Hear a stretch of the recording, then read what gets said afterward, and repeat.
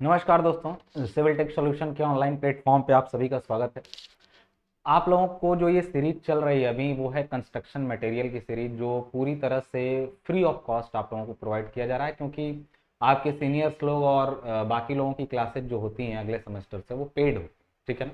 लेकिन ये चैनल जो फर्स्ट सेमेस्टर का आपका क्वालिटी नॉलेज आपको पूरी तरीके से फ्री में प्रोवाइड कर रहा है, और जिसमें आपको फर्स्ट सेमेस्टर के मैथ की भी क्लासेज चल रही हैं, फिजिक्स, केमिस्ट्री, ड्राइंग, जो भी आपकी सेमेस्टर की क्लासेज हैं वो आपको उपलब्ध हैं चैनल पे। आप उनके प्लेलिस्ट को देख करके अपना रेगुलर क्लास उस पर ले सकते हैं, और सारी क्लासेस टू द सिलेबस चल रही हैं। सिलेबस का मतलब मैं ये दिखा दूं, जैसे मैंने आपको आज पढ़ाना शुरू किया, ऑलरेडी 2 क्लासेस कंस्ट्रक्शन मटेरियल की हो चुकी हैं, तो आई रिकमेंड यू कि पहले आप उनको देख लीजिए, उसके बाद आप इस क्लास पे आइए यदि नहीं देखा है तो, ठीक है ना।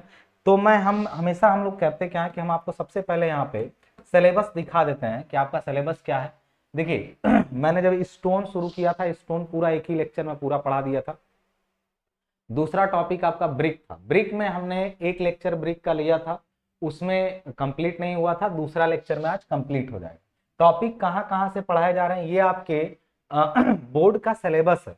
आप कहीं भी नॉर्थ इंडिया के नॉर्थ इंडिया के किसी भी स्टेट से हैं लगभग, उनमें ये सिलेबस कॉमन मिल जाता है, कंस्ट्रक्शन मटेरियल या बिल्डिंग मटेरियल के नाम से। उसमें टॉपिक है brick and tile, second topic, और उस टॉपिक में हम लोगों ने पिछली क्लासेस में ये सारे टॉपिक्स को क्लियर किया है। यदि आपको क्लासेस नहीं मिलती हैं तो आप इसी वीडियो का डिस्क्रिप्शन बॉक्स चेक कर सकते हैं, उसमें सारा प्लेलिस्ट दिया गया है, जिसमें जेई की क्लासेस आपकी, आप जब आगे क्या करेंगे, इंटरव्यू सेशन क्या है, आपके जो सीनियर सेलेक्ट हुए किसी न किसी जूनियर इंजीनियर के पद पे, उनसे आपकी वार्तालाप कराई गई, वो सारी वीडियोज आपको इस डिस्क्रिप्शन बॉक्स में मिल जाएंगी। तो बेफिक्र होकर के आप यहाँ से पढ़ाई कर सकते हैं, आपको किसी तरह की कोई दिक्कत नहीं आएगी, ठीक है। अब आइए देखते हैं हम लोग ये ब्रिक एंड टाइल्स वाले टॉपिक में हम लोगों ने ब्रिक एंड टाइल्स वाले टॉपिक में हम लोगों ने क्या क्या देख लिया था। इंट्रोडक्शन टू ब्रिक देख लिया था, रॉ मटेरियल्स क्या क्या होती हैं ब्रिक के लिए उनको देखा था हमने, उसके बाद मैन्युफैक्चरिंग प्रोसेस को पूरा समझा था, जिसमें भट्ठे वगैरह के बारे में ये सारी चीजें हम लोगों ने समझी थी। उसके बाद हम लोगों ने आया था यहाँ यहाँ तक का टॉपिक पूरा लास्ट वीडियो में कवर हो चुका है।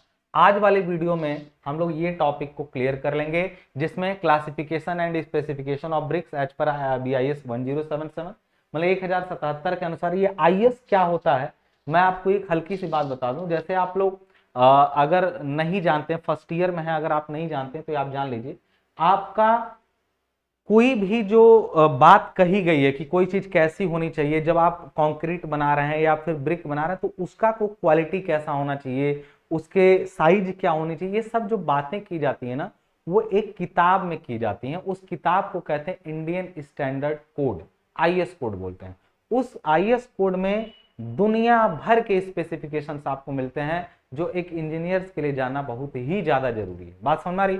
तो आईएस कोड में नंबरिंग की गई है कि कौन से क्लॉज में क्या क्या बातें की गई हैं, उसमें से ब्रिक के क्लासिफिकेशन की बात आईएस 1077 के अंतर्गत की गई है, ठीक है ना।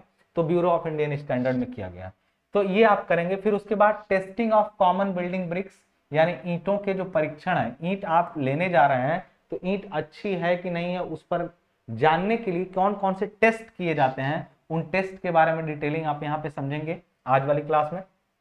उस टेस्ट में कंप्रेसिव स्ट्रेंथ, वाटर एब्जॉर्प्शन, उसके बाद आपका इफ्लोरेसेंस और डायमेंशन टॉलरेंस, साउंडनेस, ये सारे कुछ टेस्ट हैं जो ब्रिक के बारे में आप इनको करेंगे। फिर हल्का सा जानकारी आपको टाइल्स का, बिल्डिंग की टाइल्स क्या होती है, types of tile, wall, ceiling, roofing and flooring. उसके बाद सिरेमिक, टेराजोन, पीवीसी टाइल्स, मतलब टाइल्स दिया भले इतना है लेकिन बहुत छोटा टॉपिक है। टाइल्स जो है आपका मुश्किल से 10 मिनट का टोटल टॉपिक होगा। उसके बाद stacking of brick and tiles, ये सब टाइल्स और ईंटों को साइट पर रखा कैसे जाता है उनके बारे में बात की गई है। तो ये बहुत ही ज्यादा नहीं, आधे घंटे का ये वीडियो, लगभग आधे घंटे 35 मिनट में हम लोग खत्म कर लेंगे पूरा टॉपिक। स्टार्टिंग मेन इंपॉर्टेंट जो पॉइंट है वो है क्लासिफिकेशन और टेस्टिंग, ये इंपॉर्टेंट पॉइंट है आज के सेशन का, जो कि आपके एग्जाम के पॉइंट ऑफ व्यू से बहुत ज्यादा जरूरी है, ठीक है ना। सबसे पहले स्टार्ट करते हैं हम लोग classification and specification of BRICS, ठीक है। तो हम लोग सबसे पहले जब क्लासिफिकेशन की बात करते हैं ब्रिक के, तो क्लासिफिकेशन ऑफ ब्रिक की बात करते हैं, देयर आर डिफरेंट बेस। अच्छा, कुछ लोग हिंदी इंग्लिश से कंफ्यूज हैं कि सर आप इंग्लिश में पढ़ाएंगे क्या? जी नहीं, ये जो सिलेबस मैंने आपको दिखाया, ये तो ऐसे ही इंग्लिश में आता है, इसलिए मैंने आपको दिखाया। ये इंग्लिश में नहीं है कि सर आप इंग्लिश में पढ़ा रहे हैं, जी नहीं, बिल्कुल नहीं। सिलेबस आपको हिंदी में मिलता ही नहीं है, तो मैंने दिखाया, बट मैं पढ़ाऊंगा आपको हिंदी इंग्लिश दोनों भाषाओं में, किसी को दिक्कत नहीं आने वाली है। क्लासिफिकेशन ऑफ ब्रिक्स का मतलब होता है, क्लासिफिकेशन ऑफ ब्रिक्स का मतलब होता है ईंटों का वर्गीकरण, और दो मुख्य आधारों पर ईंटों का वर्गीकरण, ठीक है ना। दो मुख्य आधारों पर इनका वर्गीकरण किया जाता है, दो मुख्य आधारों पर इनका वर्गीकरण किया जाता है, और वो मुख्य आधार कौन कौन से हैं, ठीक है ना। तो एक तो देखिए कई आधार है, लेकिन हम पहला क्वालिटी बेस्ड क्लासिफिकेशन करेंगे, quality based classification, quality based classification, यानी हम लोग जब बात करेंगे इनकी, तो इनके गुणों के आधार पर इनका वर्गीकरण करेंगे, और उस आधार पर ईंट का जो पहला टाइप होता है, पहला टाइप ब्रिक का जो होगा बेस्ड ऑन क्वालिटी, वो होता है फर्स्ट क्लास ब्रिक।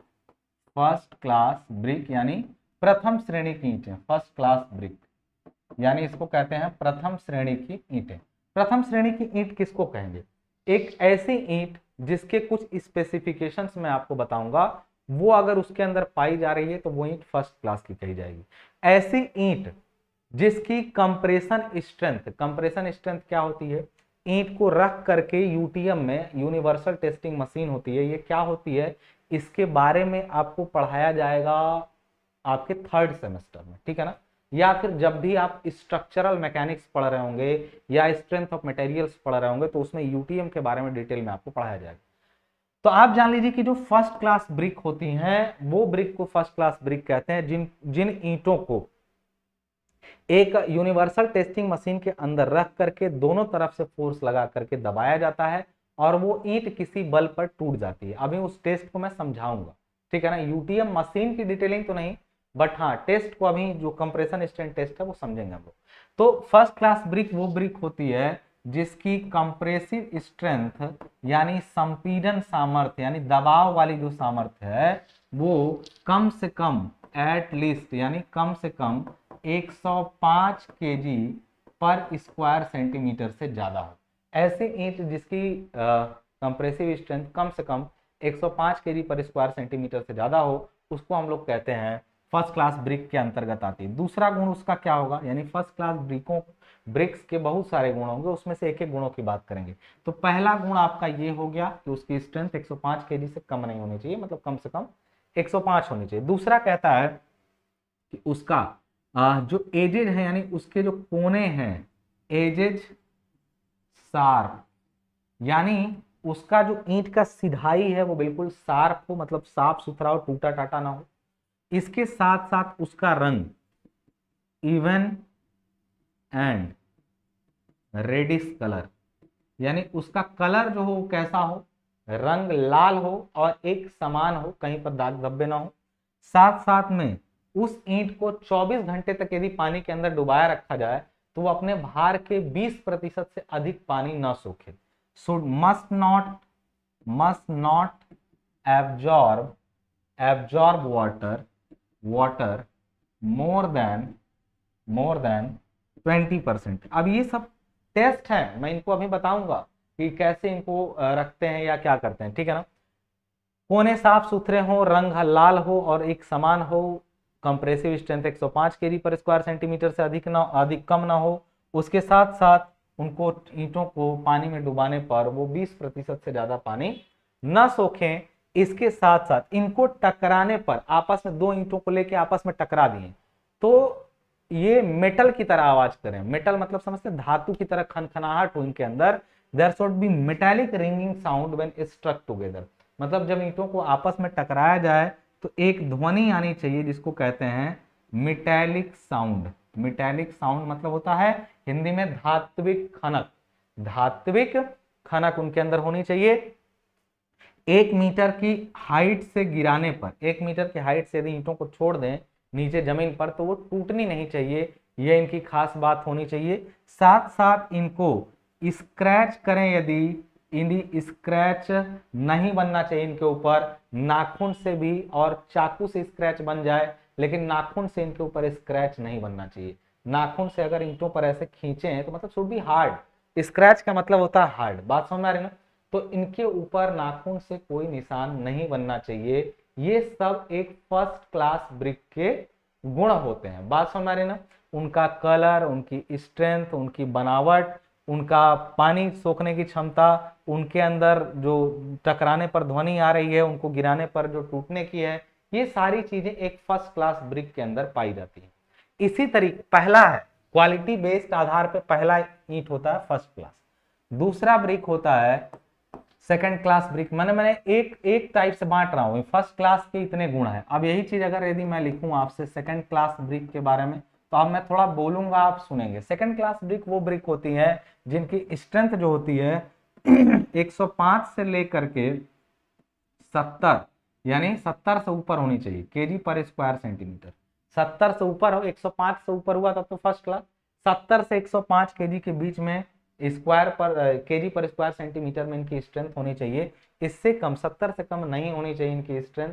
साथ साथ में इनके कोने लगभग सीधे होते हैं। इनका रंग बिल्कुल गाढ़ा लाल ना होकर के थोड़ा हल्का लाल हो सकता है। और इनकी जल अवशोषण क्षमता 22% तक हो सकती है। मतलब जितना ज्यादा पानी जो ईंट से सोखेगी वो उतना ही कमजोर, 22% तक हो सकती है। इनको टकराने पर धात्विक खनक थोड़ी कम मिलेगी, धात्विक खनक थोड़ी कम झंझनाहट वाली मिलेगी, यानी मेटेलिक रिंगिंग साउंड मिलेगा। इनको 1 मीटर से गिराने पर ये टूट भी सकती हैं और नहीं भी टूट सकती हैं, प्रोबेबिलिटी है इनकी। और इन पर जब नाखून से कुरसते हैं तो इंसान नहीं बनता है, ठीक है ना। तो ये सेकंड क्लास ब्रिक का बात कर रहे हैं हम लोग। इसी तरीके से यदि हम लोग बात कर लें तीसरा क्लास, जिसको कहते हैं हम लोग third class brick, third class brick, ठीक है ना।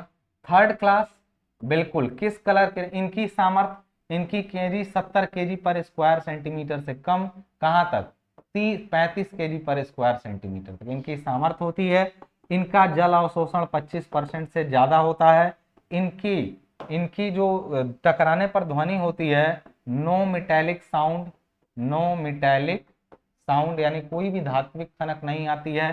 साथ साथ यदि इनकी बात करें तो इनको 1 मीटर से गिराने पर आसानी से टूट जाती हैं। और इनके बारे में बात करें तो इनका कलर जो होता है वो येलोइश होता है। येलोइश मतलब पीलापन लिए हुए इन ईंटों के अंदर कलर होता है। इन ईंटों का कलर पीलापन लिए हुए होता है। इनके कोने जो होते हैं वो edges are not sharp, edges are not sharp, edges are not sharp, यानी कोने जो होते हैं इनके उतने साफ सुथरे सीधे नहीं होते हैं। ये होती है 3 तरह की ईंटें। और एक चौथी तरह की ईंट होती है जो क्वालिटी बेस पर, जो चौथी ईंट होती है जिसको कहते हैं हम लोग झामा ब्रिक्स, झामा ब्रिक्स, या इनको हम लोग कहते हैं ओवर बर्न्ट ब्रिक्स, यानी ऐसी ईंटें जो अधिक जल गई हैं, अधिक जल गई हों। मतलब आग में जब भट्ठे में जलाते हैं तो कुछ ईंटें सीधे आग के प्रभाव में आके ज्यादा जल जाती हैं। ऐसी ईंटों को जली हुई ईंटें, इनको झामा ब्रिक्स या इनको बोलते हैं अति दग्ध ईंटें, अति दग्ध ईंटें, ठीक है ना। अति दग्ध ईंटें माने अधिक जली हुई ईंटें इनको हम लोग कहते हैं। ये ध्यान रखिएगा कि ऐसी ईंटें जो होती हैं, ज्यादा जली हुई जो ईंटें होती हैं, उनके क्या गुण होते हैं। इनका प्रयोग मैसोनरी के लिए यूज नहीं किया जाता है, मतलब इनको दीवार वगैरह में यूज करने के लिए नहीं प्रयोग किया जाता है, क्योंकि सीमेंट के साथ ये जुड़ती नहीं है सही से, इतनी कड़ी हार्ड हो जाती हैं, बहुत हार्ड होती हैं, काफी हार्ड होती हैं, हार्डेस्ट होती हैं। साथ साथ में ब्लैकिश यानी लगभग ब्लैक कलर की हो जाती हैं। वाटर एब्जॉर्प्शन 10% से भी कम हो जाता है। स्ट्रेंथ बहुत हाई होती है और कोने वगैरह बिगड़ जाते हैं, यानी ये डिफॉर्म्ड होती हैं। इनका शेप और साइज क्या होता है, टेढ़ा होके बिगड़ जाता है, इसलिए इनका प्रयोग नहीं किया जाता। स्ट्रेंथ भले हाई हो, ये ज्यादातर यूज की जाती हैं, ये used as brick ballast. Brick ballast मतलब ब्रिक बैलास्ट का मतलब होता है ईंट की रोड़ी के रूप में। इनको तोड़ के ना ईंट की गिट्टी बना ली जाती है। तो ऐसी ईंटों को कहते हैं झामा ब्रिक से ओवरबर्न्ट ब्रिक। ये कहीं पर भराई के काम आती है, जैसे फाउंडेशन है या प्लिंथ है, इनमें भरना है ना, तो इनके काम आते हैं, ठीक है ना। देखिए सिविल टेक सॉल्यूशन का एंड्रॉइड ऐप भी आप डाउनलोड कर सकते हैं, जिस पर कुछ फ्री नोट्स भी आपको मिल जाते हैं और पेड क्लासेज और जेई की क्लासेज जो है उनकी जानकारी भी आपको समय समय पर मिलती है। कुछ कहना होगा मुझे या कुछ आपको नई चीज देनी होगी या बतानी होगी तो मैं आपको टेलीग्राम में भी बताता हूँ, तो आप टेलीग्राम भी ज्वाइन कर लीजिए, वहाँ पे जुड़े रहिए। यदि आप सिविल से डिप्लोमा कर रहे हैं या किसी भी ब्रांच से कर रहे हैं तो आपको आगे के लिए लगभग हर तरह की गाइडेंस आपको सिविल टेक सॉल्यूशन पर मिल जाता है। ठीक है, इस पर आपको बिंदास रह के आप जुड़ सकते हैं और हर तरह की आपका जो 3 साल का सफर होगा वो आसान करा देता है सिविल टेक सॉल्यूशन। ठीक है, तो ये आपका ईंट का एक तरह का क्वालिटी बेस्ड क्लासिफिकेशन था। तो क्वालिटी के आधार पे ईंटों का ये क्लासिफिकेशन हुआ। इसी तरह से दूसरा क्लासिफिकेशन है बीआईएस क्लासिफिकेशन, जिसको क्या बोलते हैं हम लोग, बीआईएस क्लासिफिकेशन। ठीक है, बीआईएस क्लासिफिकेशन।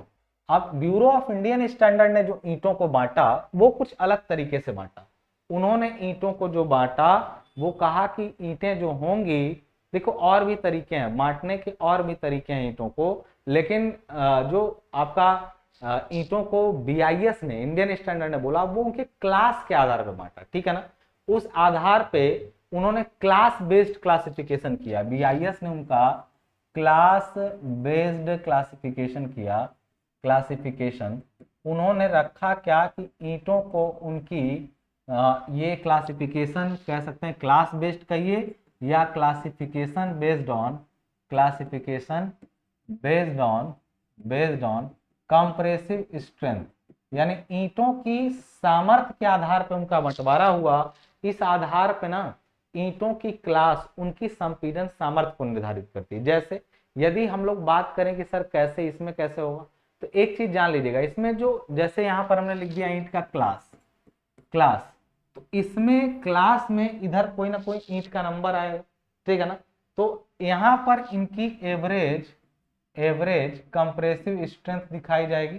कंप्रेसिव स्ट्रेंथ किसमें है, न्यूटन पर स्क्वायर एमएम में। ठीक है ना, और न्यूटन पर स्क्वायर एमएम में जब स्ट्रेंथ दिखाई जाएगी तो मान लीजिए क्लास 35 है ईंट का, तो यानी इसकी स्ट्रेंथ जो है वो 35 न्यूटन पर स्क्वायर एमएम, या इसको ऐसे कह लें कि केजी पर स्क्वायर सेंटीमीटर में, तो ये हो जाएगा 350 केजी, 350 केजी पर स्क्वायर सेंटीमीटर। ठीक है ना, यहाँ पे तो यहाँ पर अगर आप ऐसे समझें इनको, यहाँ पर मान लीजिए हमने दिखा दिया कि ये न्यूटन पर स्क्वायर एमएम में इधर है और यहाँ पर केजी पर स्क्वायर सेंटीमीटर में, मात्रक बदला है, बात वही है। ठीक है ना, हाँ, किसी चीज को आप मिलीमीटर में मापें, किसी चीज को सेंटीमीटर में, तो बदलेगा ना। तो ये न्यूटन पर स्क्वायर एमएम में है ये, और ये केजी पर स्क्वायर सेंटीमीटर में। तो 35 क्लास के ब्रिक का मतलब उसकी संपीड़न सामर्थ्य 35 न्यूटन पर स्क्वायर एमएम है और 350 केजी। जैसे मैंने बोला फर्स्ट क्लास की ब्रिक जो होती है उसकी स्ट्रेंथ 105 केजी होती है। 105 मतलब 10.5 न्यूटन पर स्क्वायर एमएम या 105 केजी पर स्क्वायर सेंटीमीटर, दोनों बात एक ही हुआ। इसी तरीके से 35 के बाद अगर 30 नंबर की ब्रिक है तो दिस विल बी 30 न्यूटन पर स्क्वायर एमएम, और वी कैन से 300 केजी पर square centimetre and so on. इसी तरीके से यदि चले जाएं तो एट लास्ट हम लोग कह सकते हैं 3.5 तक आता है, यानी ये 3.5 न्यूटन पर स्क्वायर एमएम, और या फिर कह लें इसको कि 35 केजी पर स्क्वायर सेंटीमीटर। याद है थर्ड क्लास का जो ब्रिक था वो इसी रेंज में आ रहा था, 70 से नीचे 35 तक। 35 के नीचे किसी भी बर्न्ट ब्रिक का नहीं होता है मतलब स्ट्रेंथ, बर्न्ट मतलब जो जलाई गई ईंट है, कुछ कच्ची ईंटें होती हैं उनकी स्ट्रेंथ इससे भी नीचे होती है। तो ये बीआईएस ने अपना क्लासिफिकेशन बताया जिसमें उन्होंने क्लास 30, क्लास 35, क्लास 25, क्लास 20 इस तरह से ईंटों को क्या किया, बांट दिया, और जो नंबर था क्लास के आगे वो उनकी स्ट्रेंथ को बता रहा था। तो बस इतना ही है बीआईएस क्लासिफिकेशन। आप नंबरिंग करते हुए 5-5 कम कर लीजिएगा जनरली, वैसे कहीं कहीं 2.5 भी कम होगा, बट आप 5-5 करके दिखा लेंगे, कोई प्रॉब्लम नहीं आएगी। तो ये BIS, bureau of Indian standard ने बाकी कोई गुण नहीं देखा, बस ये देखा कि उनकी संपीड़न सामर्थ्य क्या है, इसलिए वजह से इस क्लासिफिकेशन को स्ट्रेंथ बेस्ड क्लासिफिकेशन पे ब्रिक का कहा गया। इसके अलावा ब्रिक के और भी बंटवारे हैं, मेरा मतलब मैं आपको बता दूं, ब्रिक के शेप के आधार पे ईंटें जो होती है ना वो शेप बेसिस यदि क्लासिफिकेशन करें, हालांकि ये स्टैंडर्ड नहीं है आपके बुक में दिया, मतलब सिलेबस में है भी नहीं। शेप बेस्ड क्लासिफिकेशन यदि करें हम लोग तो शेप बेस्ड क्लासिफिकेशन में ना ईंटों के अलग अलग तरीके बनाए जाते हैं। जैसे एक सिंपल ईंट होती है तो वो कैसी होती है, सिंपल ईंट कैसे होगी, ये सिंपल ईंट है, ऐसे इसकी बनावट होती है, तो ये सिंपल माना ऑर्डिनरी ईंट है। ठीक है, ऑर्डिनरी ईंट है। Ordinary brick. लेकिन अगर इसके आकार को अलग करके बनाया जाए, जैसे अगर इसी की साइज को दोनों तरफ से ऐसे बीच से फाड़ दिया जाए, यानी ईंट क्या हो जाए, पतली हो जाए। ईंट यदि ऐसे पतली हो जा रही है, ठीक है, अब ये ऐसे ईंट आ रही है, तो ऐसी ईंट को बोलेंगे, क्योंकि ये पहले था यहां तक, ये एक्चुअली कहां तक था, ऐसे था ये ब्रिक कुछ, ये ब्रिक कुछ ऐसे थी, और अब ये ब्रिक कैसी है कि ऊपर से इसका कुछ हिस्सा काट दिया गया है। तो इस ब्रिक का ऊपर से कटा हुआ हिस्सा ये है आपका, जो ये दिखाया जा रहा है आपको। तो एक चीज जान लीजिएगा, ऐसी ईंट जो आधी लंबाई पूरी अवेलेबल हो, चौड़ाई आधी अवेलेबल हो, तो ये आधी अवेलेबल ईंट को कहते हैं हम लोग क्विन क्लोजर। इसको क्या बोलते हैं, क्विन क्लोजर। ये सब कहीं ना कहीं के क्लोजर हैं, सब कहीं ना कहीं पर किसी मतलब रद्दे को बंद करने के काम आते हैं, किसी रद्दे पर फिनिश करने के काम आते हैं। तो जब इसको आधे पर से काट, ये तो ऑर्डिनरी ब्रिक हुई, नॉर्मल, लेकिन जब किसी ब्रिक को आधे पर से ऐसे काट दिया जाता है लंबाई में, तो उसको बोलते हैं क्विन क्लोजर। लेकिन इसी तरीके से यदि कोई ईंट ऐसे है, अब मैं 3D नहीं बनाऊंगा, सिंपल एक ईंट ऐसे है, उसकी चौड़ाई और इधर से मोटाई दोनों का आधा आधा यदि काट के ईंट ऐसे ढाली गई है, तो इसको हम लोग बोलते हैं, इसको हम लोग बोलते हैं, ऐसी कोई ईंट अगर आपको दिखे, ये तोड़ा नहीं गया है, ऐसे ही ढाल के आता है, इसको बोलते हैं हम लोग किंग क्लोजर। और मैं आपको एक बात बता दूं, एग्जाम में ये सब आपसे पूछता नहीं है, बट जेई के एग्जाम में बड़ा इंपॉर्टेंट हो जाता है, ठीक है। इसी तरीके से यदि आप ईंटों के नाम देखना चाहें, तो आप गूगल भी कर सकते हैं, शेप बेस्ड क्लासिफिकेशन या शेप ऑफ ब्रिक्स, तो आपको पूरा लिस्ट निकल के वहां से आ जाता है। आप वहां से इनका, जैसे अगर मैं हल्का फुल्का आपको बना के दिखा रहा हूं, एक ईंट ऐसे है, ठीक है, ऐसे ईंट है, ये आधे से सीधे ना मिला के यदि ऐसे घुमा दिया गया है, तो इसको बोलते हैं बुल नोज। इसको क्या बोलते हैं, बुल नोज ब्रिक। इसी तरीके से यदि इधर आधा है, इधर आधा है, दोनों तरीके से ऐसे घुमा दिया गया है, दोनों तरीके से, उधर से भी आधा और इधर पे, यानी ये डबल बुल नोज को हम लोग कहते हैं काउ नोज ब्रिक। इसको क्या बोलते हैं, काउ नोज ब्रिक। तो ये सब ब्रिक के शेप बेसिस क्लासिफिकेशन है। इसी तरीके से कुछ ईंटें जो मुंडेर पर प्रयोग की जाती हैं, उनको बोलते हैं कोपिंग ब्रिक्स। मतलब there can be a lot of shape of bricks. आप इजीली गूगल करके ब्रिक के अलग अलग शेप देख सकते हैं, उसमें स्क्विंट है, स्प्लेड है, कोपिंग ब्रिक्स है, कॉर्निश ब्रिक है। मतलब आपको थोड़ी सी जानकारी यहाँ दी जा रही है, लेकिन इनका मुख्य जो डिटेलिंग है वो आपको आपके अगले सेमेस्टर में हो सकता है मिले, जिसमें कहेंगे बिल्डिंग कंस्ट्रक्शन नाम से आएगा। तो उसमें ब्रिक्स के शेप की विशेष जानकारी मिलेगी, क्योंकि वहां मैसोनरी करनी रहेगी। तो आपको अभी तो बिल्डिंग के पार्ट्स तक नहीं पता है। मैं आपको बता दूं, एक बिल्डिंग में क्या क्या चीजें होती हैं स्टैंडर्ड रूप से, वो भी अभी आप नहीं जानते हैं, इसलिए उन ब्रिक्स के बारे में ज्यादा आप नहीं समझ पाएंगे। बट हाँ, अगले सेमेस्टर से आप सारी चीजें समझेंगे। ये डिफरेंट टाइप्स की ब्रिक्स को आप चाहें तो गूगल करके भी देख सकते हैं, लेकिन अभी के लिए बहुत ज्यादा इंपॉर्टेंट आपके लिए नहीं है। तो आपका क्लासिफिकेशन शेप बेसिस मैंने आपको हल्का सा दिखाया, आपको मैंने स्ट्रेंथ बेस दिखाया। अब इंपॉर्टेंट चीज जो ब्रिक का आता है वो होता है test on bricks. Test on bricks, यानी ब्रिक्स पर कौन कौन से टेस्ट होते हैं। और एक चीज यकीन मानिए, ये बहुत ही इंपॉर्टेंट टॉपिक है, टेस्ट ऑन ब्रिक बहुत ही इंपॉर्टेंट टॉपिक है, ठीक है। इससे एग्जाम में सीधे क्वेश्चन बनते हैं। इसमें कौन कौन से टेस्ट होते हैं, मैं आपको हल्का हल्का नाम ले लूं। सबसे पहला टेस्ट होता है वाटर एब्जॉर्प्शन टेस्ट। अगर मैं कहूं वाटर एब्जॉर्प्शन, मैं नाम लेके सबको समझाऊंगा। वाटर एब्जॉर्प्शन टेस्ट, यानी इसको बोलते हैं जल अवशोषण परीक्षण। मैं नाम भी लेता जाऊंगा और एक एक को समझाता भी जाऊंगा। जल अवशोषण परीक्षण, ठीक है। और आपका, अब मैं एक नाम लिखता हूं, कोई ये इंग्लिश में ही लिख देता हूं, फिर आप हिंदी में समझ जाइएगा। जल अवशोषण, फिर उसके बाद आता है crushing strength test, crushing strength test. उसके बाद इसको बोलते हैं संपीडन सामर्थ्य परीक्षण या संदलन सामर्थ्य परीक्षण। तीसरा आता है आपका डायमेंशन टेस्ट, यानी परिमाप परीक्षण, डायमेंशन टेस्ट, परिमाप परीक्षण। चौथा आपका आता है इफ्लोरेसेंस टेस्ट, इफ्लोरेसेंस टेस्ट, यानी इसको बोलते हैं उत्फूलन परीक्षण। जो टिपिकल नाम है मैं लिख दे रहा हूं, उत्फूलन परीक्षण, ठीक है। ये नाम आपके सामने आता है। उसके अलावा जो आपका डायमेंशन आपने लिखा, इसको आप ऐसे समझ सकते हैं कि आप वाटर एब्जॉर्प्शन कर लिए, आप इसका डायमेंशन कर लिए, यानी शेप और साइज इसका देख लिए। उसके बाद आपका इसका साउंडनेस टेस्ट भी आप कर सकते हैं। साउंडनेस मतलब कोई खराब चीज इसके अंदर तो नहीं पाई जा रही है, साउंडनेस टेस्ट में ही फ्लोरेसेंट टेस्ट भी आ जाएगा। इतने सारे टेस्ट आप इसके देख सकते हैं, ठीक है ना। अब इनमें क्या क्या होता है मैं एक एक के बारे में आपको बता दूं। चार इंपॉर्टेंट है, चार टेस्ट बहुत ही इंपॉर्टेंट है। साउंडनेस कहीं ना कहीं इसके इफ्लोरेसेंस का ही दूसरा भाग है। साउंडनेस टेस्ट जो होता है, तो ये एक मतलब एक तरीके से इनका चेक किया था कि आगे के लिए सही है कि नहीं, ठीक है ना। इनको गिरा करके, इनको ठोक करके, मतलब ये टेस्ट का कोई वैसा इंजीनियरिंग प्रेजेंस नहीं है कि आप ये करें। आप इनको ऊपर से गिरा दीजिए या हथौड़े से हल्का सा ठोक के देख लीजिए इनकी आवाज कैसी आ रही है। तो ये देखते हैं कि लगभग 1 मीटर से गिराने पर टूट रही है कि नहीं, इनमें तोड़ने पर इनमें कैसा, स्ट्राइकिंग करने पर साउंड कैसा आ रहा है। उस आधार पे आप ये इनका निर्दोषिता परीक्षण चेक कर सकते हैं। इस साउंडनेस को ध्वनि परीक्षण मत समझिएगा, इस साउंडनेस को ध्वनि परीक्षण मत समझिएगा, ये निर्दोषिता परीक्षण है। साउंड का मतलब निर्दोष होता है, ठीक है ना, निर्दोषिता परीक्षण, ठीक है। अब मैं ऊपर के मेन टेस्ट की बात करता हूं जो चार होते हैं, ठीक है। अब पहला टेस्ट है वाटर एब्जॉर्प्शन। इसमें ईंटों को 24 घंटे के लिए, सबसे पहले ईंट को 24 घंटे के लिए पानी के अंदर डाल दिया जाता है और निकाल के उसका वेट किया जाता है। मान लीजिए वो वेट W1 है।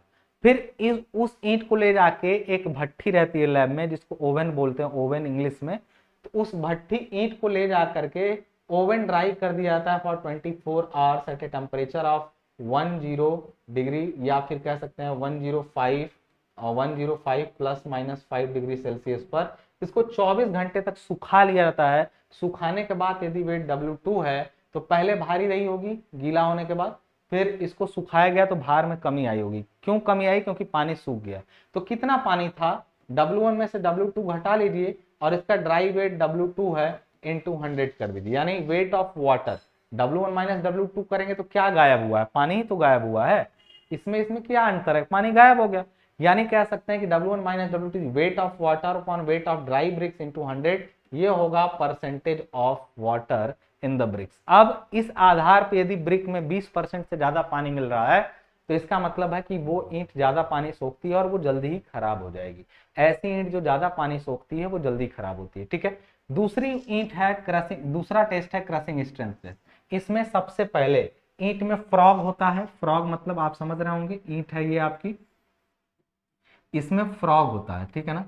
फ्रॉग में हम लोग 1:3 के रेशियो में सीमेंट और सैंड का मसाला बना करके फ्रॉग फिलिंग कर देते हैं, फ्रॉग को भर देते हैं। जब फ्रॉग में पूरी तरह से मसाला भर जाता है, यहाँ पे सीमेंट और सैंड का मसाला, सीमेंट और बालू का मसाला इसमें भर देते हैं मिला के पानी से 1:3 के रेशियो में। ये भर जाए, सूख जाए तो फिर ईंटों को हम लोग डाल देते हैं तराई के लिए। जब ये ईंटों को तराई के लिए डाल देते हैं तो फिर टेस्ट वाले दिन इनको निकालते हैं।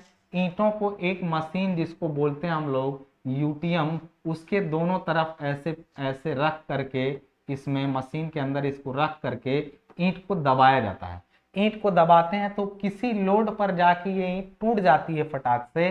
वो लोड यदि P हो तो जो इसकी क्रशिंग स्ट्रेंथ होगी, क्रशिंग स्ट्रेंथ, वो P बाई इसका एरिया, P बाई एरिया ईंट का जो साइज होगी 19/9 यदि है तो 19 गुणा 9 से अगर डिवाइड कर देंगे तो पर स्क्वायर सेंटीमीटर ये कितना लोड ली है केजी में वो पता चल जाएगा। तो इससे हम लोगों को ये आइडिया लग जाएगा कि ईंट की कंप्रेशन स्ट्रेंथ कितनी है, तो फर्स्ट क्लास की है या सेकंड क्लास की है क्रशिंग स्ट्रेंथ है। तीसरा टेस्ट है डायमेंशन टेस्ट। एक ईंट का डायमेंशन सही है कि नहीं। देखो ईंट बनाते समय हो सकता है कोई एक ईंट जो है वो हल्की फुल्की छोटी बड़ी निकल जाए, तो उस आधार पे उसको रिजेक्ट नहीं किया जाता है, बल्कि 20 ईंटों का ऐसे सेट लिया जाता है डायमेंशन टेस्ट में। 20 ईंटों का ऐसे टेस्ट, यानी ऐसी कितनी ईंटें लंबाई में लगाई जाती हैं? 20। एक की साइड जनरली 19 सेंटीमीटर होनी चाहिए फॉर स्टैंडर्ड ब्रिक, लेकिन ऐसी ऐसी 20 ईंटें रहेंगी तो 20 सैंपल्स लिए जाएंगे और टोटल लेंथ जो होनी चाहिए, टोटल लेंथ 380 सेंटीमीटर होनी चाहिए, लेकिन इसमें प्लस माइनस 8 सेंटीमीटर, यानी लगभग इसका 2%, ±8 सेंटीमीटर की दिक्कत चलेगी। यानी पूरी 20 ईंटों को एक साथ लिया जाए तो उनकी कुल लंबाइयां, एक की 19 माने, चलो कोई छोटा है कोई बड़ा है, मिला के सब में 20 सैंपल में 8 सेंटीमीटर से ज्यादा गड़बड़ी लंबाई में नहीं होनी चाहिए। और जो टोटल इनकी चौड़ाई में यदि लगाएं ऐसे, तो टोटल विड्थ में यदि जो डिफरेंस कहें हम लोग, देखो विड्थ में 9 के हिसाब से 20 ईंटें रहेंगी, तो 180 सेंटीमीटर में ±4 सेंटीमीटर से डिफरेंस नहीं होना चाहिए। मतलब 20 ईंटों को मापें तो ±8 का मतलब 372 आ सकती हैं, उससे कम नहीं। 372 हो, 75 हो, 76 हो, 80 हो, 85, 88 तक रहे तो कोई दिक्कत नहीं इसमें। इसी तरीके से इसमें 176 से लेके 184 तक यानी ±4 तक का डिफरेंस चलता है। किसमें? इन ईंटों में। बात समझ रही है? इनकी मानक माप से 20 ईंटों के सैंपल में लंबाई में ±8 सेंटीमीटर और चौड़ाई में ±4 सेंटीमीटर का डिफरेंस चलेगा, लेकिन उससे ज्यादा नहीं चलेगा। अगला टेस्ट है इफ्लोरेसेंस टेस्ट। इफ्लोरेसेंस टेस्ट बताता है कि एक ईंट के अंदर कहीं कुछ ऐसे सॉल्ट्स तो नहीं है, यानी इनसॉल्युबल सॉल्ट तो नहीं है इसके अंदर, जो आपके सॉल्युबल सॉल्ट्स हैं वो तो नहीं है आपके। सॉल्युबल सॉल्ट्स क्या होते हैं? ईंट के अंदर कुछ ऐसे लवण पाए जाते हैं, यानी जैसे मान ली मिट्टी हमने कहीं किया, कहीं की मिट्टी में यदि सॉल्ट्स है, सॉल्ट्स मतलब होता है ऐसी खराब चीजें जो नुकसान करें बाद में ईंट को, लोना लगा दे। लोना लगना समझते हैं? ईंट कई बार ना दीवार में लगी रहती है, झड़ने लगती है, गिर जाती है ईंट, या एक दीवार पर पैर से मारेंगे नीचे देखेंगे पानी पाके एकदम गल जाती है, और उसके बाद ईंट पर एक लात मारेंगे वो टूट जाएगा। तो ऐसी ईंटों को कहते हैं लोना लग के झड़ रहा है। इसके टेस्ट के लिए आपको एक ट्रे लेना पड़ेगा साइड पर, और एक ईंट को खड़ा करके उसमें ऐसे डुबा दीजिए। ईंट को खड़ा करके उसमें ऐसे डुबा दीजिए, और इस ट्रे में भर दीजिए आप क्या? पानी। ऐसे पानी भरें, कितना? 2.5 सेंटीमीटर के गहरा पानी इसमें भर दीजिए। इस पानी को सूखने दीजिए, फिर भरिए, फिर भरिए। देखेंगे कि कुछ देर बाद ईंट के सतह पे ऐसे सफेद सफेद धब्बे आने लगेंगे। यदि यह धब्बे इसके 50% से ज्यादा एरिया पर आ रहे हैं तो समझ जाइए कि ईंट आपकी क्या है? खराब है। यदि 50% से कम एरिया पर धब्बे हैं तो ईंट चल जाएगी, कोई दिक्कत नहीं है। तो ये चारों टेस्ट आपके इंपॉर्टेंट वाले टेस्ट मैंने आपको पूरे पूरे बता दिए। सभी को क्लियर हो गया होगा, मुझे जहां तक मालूम है कि सारे टेस्ट ब्रिक के क्या करें। ठीक है, अब ये टेस्ट भी हो गए। अब एक ही चीज बचती है आपकी, जो टाइल्स है। टाइल्स के बारे में यदि हम लोग बात कर लें तो बस सिंपल यार, टाइल्स कुछ होता नहीं है। ऐसे क्ले प्रोडक्ट्स, अब टाइल्स की बात कर लेते हैं, बहुत हल्की, एग्जाम में नहीं आता। टाइल्स क्ले प्रोडक्ट मतलब मिट्टी के ऐसे उत्पाद जिनकी थिकनेस यानी जिनकी मोटाई, थिकनेस 4 सेंटीमीटर से कम हो, वो टाइल्स कहलाती हैं। मतलब पतली पतली रहेंगी, उनको टाइल का मतलब ये मत समझिए कि वही जो घर में लग रहा है वही टाइल है, जी नहीं।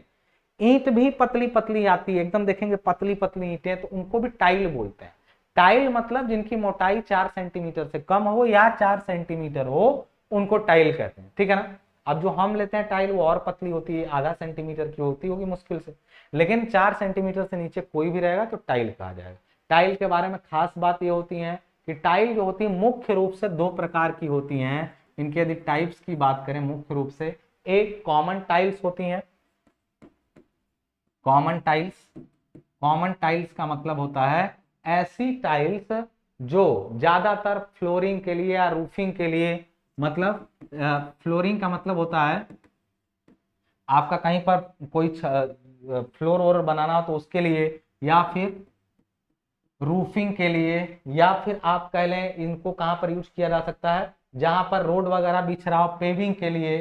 पेविंग मतलब पेमेंट के लिए, जहां पे कोई गार्डन वगैरह में रोड बनानी हो पतली हल्के भार के लिए, तो इन जगहों पर इनको यूज किया जाता है। या फिर नाली के साइड में, ड्रेन साइड में, ड्रेन वॉल मतलब नाली का साइड है, उन जगहों पर इसका प्रयोग, मतलब ये ईंट के ही, मतलब समझिए मिट्टी के ही बने होते हैं। मिट्टी के भी रहते हैं, मतलब ग्लेज्ड नहीं होते हैं। ग्लेज्ड मतलब उसके ऊपर कांच परत नहीं चढ़ाई गई रहती है। आज जो एनकॉस्टिक टाइल्स होती हैं, एनकॉस्टिक टाइल्स का मतलब होता है, एनकॉस्टिक टाइल्स का मतलब होता है वो टाइल्स जो आप देखते हैं ना बाथरूम में या फिर ऐसी जगहों पे जहां पानी वगैरह, मतलब डेकोरेटिव पर्पज से जो यूज की जा रही हो, डेकोरेटिव पर्पज से, वैसी टाइल को हम एनकॉस्टिक टाइल्स बोलते हैं। और इनका प्रयोग जो है फ्लोर पर या दीवारों पर डेकोरेशन के लिए, सजावट काम के लिए प्रयोग किया जाता है। बात समझ में आ रही ना?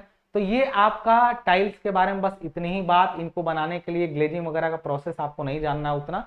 और यदि ऐसे ही बात करें तो देखो ईंट वगैरह को अब लास्ट टॉपिक शायद सिलेबस में लिखा था कि ईंटों वगैरह को लगाया कैसे जाता है साइड पर। देखो ईंटों को हमेशा साइड पर लगाने का तरीका ये होता है कि एक ईंट ऐसे रखे हो तुम, यदि ऐसे साइड पर रखने का तरीका बता रहा हूं, तो दूसरी ईंट को फिर ऐसे रखो ताकि उनको निकालने में और इन चीजों में आसानी हो, ठीक है ना। फिर ऐसे लगा दो, मतलब ईंटों का जो रद्दा लगाया जाता है वो अल्टरनेटिव लगाया जाता है, एक बार खड़ा करके एक बार सीधे करके, इस टाइप से ईंटों को रखा जाता है।